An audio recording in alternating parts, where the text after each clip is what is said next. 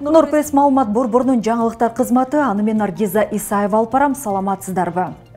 Өлкө башчы Садыр Жапаров ушул жылдын жыйынтыгын чыгарып журналисттерге маалымат жыйын бербейт. Бул тууралуу президенттин басма сөз кызматы айрым массалык маалымат каражаттарына билдирген. Себебин коомчулуктагы маселелер алдында турган курултайда көтөрүлөт деп түшүндүргөн. Ал менен кошо жылдын аягында министрлер кабинетинин жалпы жыйыны болоорун айткан. Ошол себептен өткөрүүнүн зарылдыгы жок дешүүдө. Айта кетсек, Садыр Жапаров 2022 жылыда жергиликтүү жана чет элдик журналисттер үчүн маалымат жыйынын өткөргөн эмес.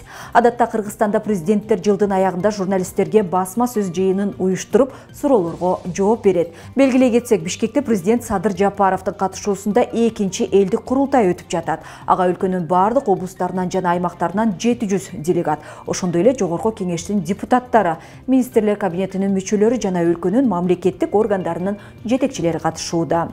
Иш-чара 2 күнгө 15-16 декабрга созулат.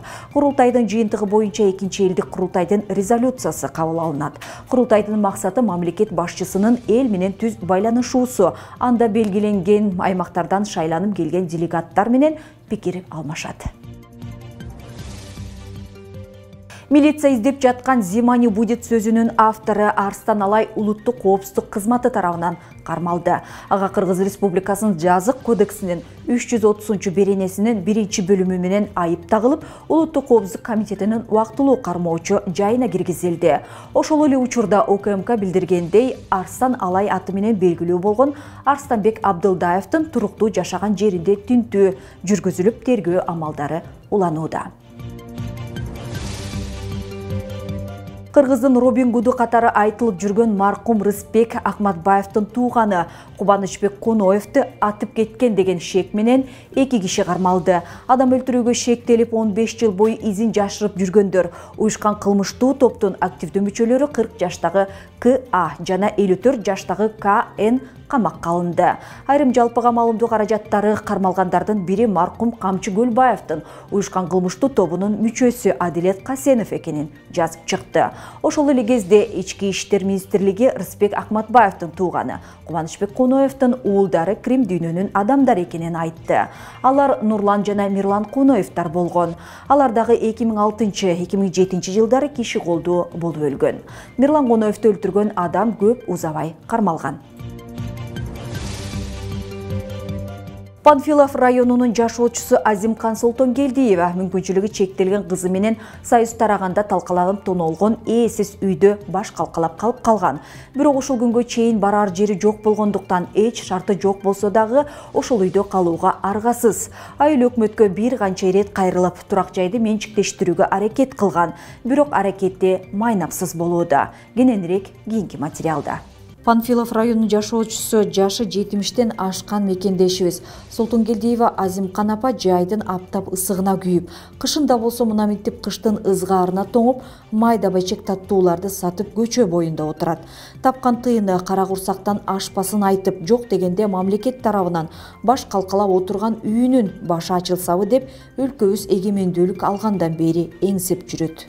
Мына жерде кайрылышта кылдый жакта 2 ташка там бар. Ошол жакта турам. Канча жылдан бери? Көп жыл болду, мен кыз кезимде эле келгем аякка. Негизи көп жыл болду. Ана мына могу жерде швейный фабрика бар болчу. Ушунда кыз кезимден бери иштеп, эме кылдык.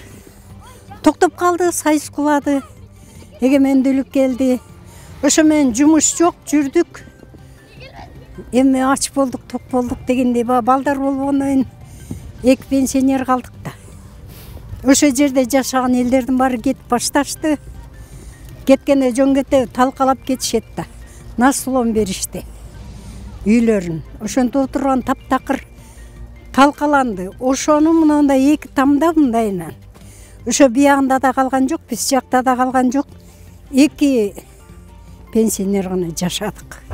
Союз ыдыраганда бул үйдө бир гана Азимкан апа мүмкүнчүлүгү чектелген кызы менен барарга жери жок болгондуктан эч кандай шарты жок, эшик терезеси талкаланып, тонолуп, 4 дубалы гана калган үйдө жападан жалгыз өмүр бою жашап келет. Айыл өкмөтү жардам берсе, биз каршылык кылбайбыз да. Айыл өкмөтү жардам берсе, караса, эми жардам болот го айыл өкмөтүнөн. Ошенткенде берип турат, отун берип коет, көмүр берет, анан айттарда бирдеке сирдеке беришет. Кайрылганыбыз эле ошо мен эле эмес, мен сыяктуулардын бардыгына караса деген тилек менин кайрылуум. Жашаган тирүү адам болгондон кийин мыйзамдуу болуш керек да. Мыйзамдуу жашаш керек да. Ошону ойлоп эле турушуп эле келатабыз, мыйзамдуу болуп берсе. А бирок сөз болуп жаткан Азимкан Солтонгелдиева жашаган бул үйдүн тагдыры учурда кимдин колунда? Эмнеге жаңы коңшуларынын үйлөрүнүн документтери бар жана жалгыз гана ушул Азимкан апанын үйү көңүл сыртында калган. Жана аны менчиктештирүүгө ким жооптуу экенин билүү максатта Панфилов районунун Фрунзе айыл округунун кеңсесине баш бактык. Аталган айыл өкмөттүн башчысы Нурмухамедов Эрназарды иш ордунан таба албай калып, жооптуу катчы Алтынай Молдалиеваны кепке тарттык. Бул эже бизге 2021-жылы кайрылган. Негизи баягы бул мурунку ушу фабрика иштеп турган, ошол швейный цехтерде иштегендер, фабрикада иштегендердин үйлөрүндө жашашып атканда буларчы. Анан ал эже до сих пор ошол жакта жашайт. Биз аны баягы 2021-жылы госрегистрга бергенбиз, баягы бесхозный кылып өткөрүп, анан айыл өкмөттүн балансына коюп, ага 3 жыл убакыт керек экен сот иши менен. Анан кийин ошол бүткөндөн кийин 2024-жылы буйруса биз аны баланска алсак, анан баягы аз камсыз болгон үй бүлө катарыбы же балким кандай баягы депутаттарыбыз бар, ошолор менен чечип бир кандайдыр бир жол менен кайта ошол эжеге ошол эле убакыт өткөрүп беребиз деген эмебиз бар да. Бирок ал эжени азыркы убакта биз аяктан чыгык же болбосо бул сенин үйүң эмес деп эч кандай эме кылбайбыз. Айыл өкмөттөн кандай жардам келет, биз биринчи ал биздин биринчи эмебиз да. Ошол жардамыбызды көрсөтөбүз. Инвалидтер күнүнө, каралар күнүнө кандай жардам келет, ал биздин карамагыбызда да ал эжечи.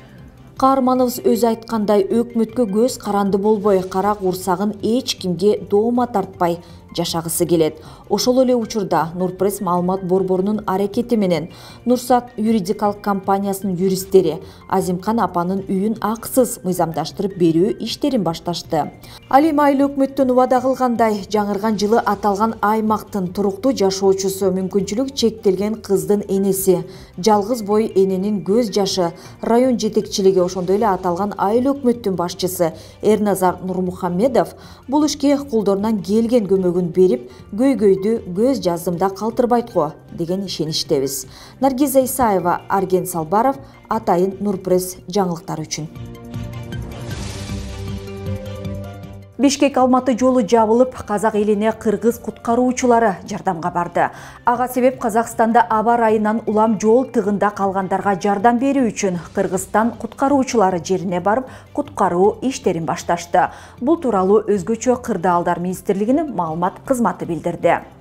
Аталган министрликтин кризистик кырдаалдар башкаруу борборунун бүгүнкү 15 декабрда берген маалыматында Казакстандын Кордай районунун Кордай-Отар аралыгы 80 чакырымдык унаа жолунун Кордай ашуусунда карга тыгылып калган жана жолдон чыгып кеткен 3 оор жүк ташуучу бир жеңил унааны чыгарышты деп айтылат билдирүүдө.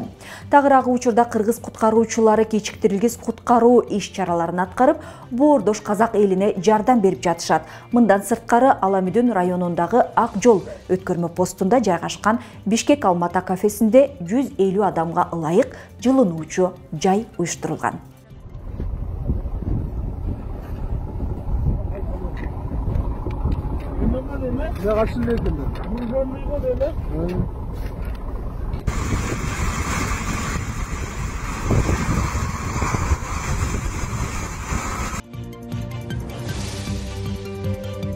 Кыргызстандык спортчулар Айсулуу Тыныбекова, Акжол Махмудов жана Жоламан Шаршембеков бириккен күрөш уюмунун версиясында жылдын мыкты балбаны наамы үчүн ат салышууда. Бул тууралуу аталган уюмдун социалдык тармактагы расмий баракчасында маалымдалды. Талапкерлердин тизмесинде өз салмак категориялары боюнча 2023 жылдын чемпиондору көрсөтүлгөн. Спортчуларыбызды комментарий калтырып колдосоңуз болот. Ушуну менен жаңылыктар кызматы соңуна чыкты. Нурпресстин жаңылыктарын Facebook, Instagram жана YouTube каналынан көрө аласыздар. Саламатта калыңыздар. Нурпресс чындыктын изи менен.